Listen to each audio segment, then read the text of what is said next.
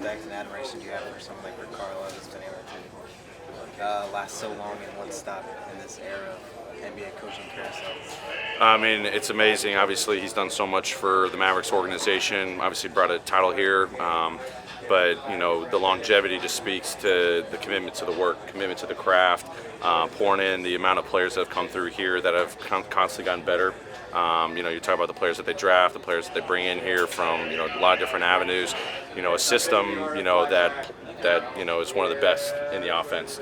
Obviously, as the game's kind of evolved in a more three-point shooting league, he was kind of at the forefront of that with all the spacing and back in previous eras with Nash and Dirk and Finley, and then the championship teams, and obviously now you've got two budding stars and Doncic and Porzingis. So it's obviously one of the best. He's got one of the best minds in basketball. All the coaches that come through, you can just see just the great development he has at all fronts. You guys obviously had a rough stretch coming out of the All-Star break, injuries and some pretty lopsided losses. What have you learned about your team, or what has your team shown you since then? They've always been a resilient group, in single game examples, but especially coming out of that break with 5 tough losses. But they never wavered. They just kept focused on working, finding avenues to get better individually, collectively. There was a little soul searching, getting back to where are our habits at, how they've let us down. Looking at the big picture that it's really just one day at a time. So these guys just never wavering. I think there's always been a positive spirit. It's one of the great things about this team. The chemistry off the floor has really helped us on the floor, even through some tough stretches of the season. And then, when you're battling some injuries, next guy up. I think there's a confidence in the depth that we have, and that's not just from the coaches, that's player to player. There's an excitement when different guys get to go out there and produce and compete and help you win and play at the level that you're expected to. How much, if at all, do you discuss standings, discuss the playoff picture with them? I talked once after the break and then just left it at day to day. So we really don't talk about it every single day. Obviously everyone's well aware of it. I don't know what they're doing, after I talk to them, and but we just keep our focus on our habits, our expectations. That's all that matters. The other night was Brooklyn, tonight's Dallas, and then tomorrow's another opponent. So, with that being said, if we can just focus on what we're supposed to do at the highest level each day, that's going to give us a chance to make the run that we're hoping for. But we don't get there without just focus on just the one day at a time approach. Does it mean anything extra special to you personally, coaching in this building after coming to so many games growing up here? It's always special. Obviously, being back here, as an assistant many times is always special. I've got so many family and friends that come out and support me over the years. To be able to have that, in this venue where I've come so many times to just watch games as a fan growing up, now as a head coach, it's just, even doubly special. So, always enjoy coming here because it's great memories from my childhood, college days, but also, where I kind of fell in love with the game of basketball as a young kid, and in this city with the teams growing up here, and now to be in this position now, it's all because of what happened before. Any memories that stand out? Obviously, the finals here, even the first time back in 2006, just being here for games 1 and 2 against the Heat. Obviously, ended up losing that series, but just watching the energy of the city. I remember going to games back at Reunion, and just seeing just the support of the city around this team, obviously the amazing players and teams that have been here for so many years.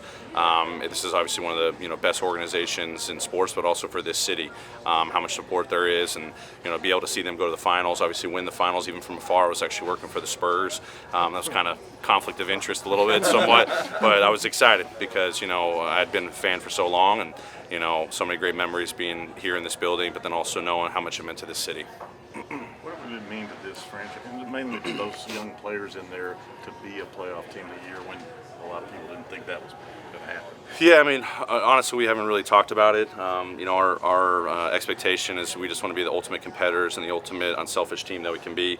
Obviously, if we do get to that point, that'd be amazing. The experiences that they're getting right now, I think these guys cherish that and they embrace that each day.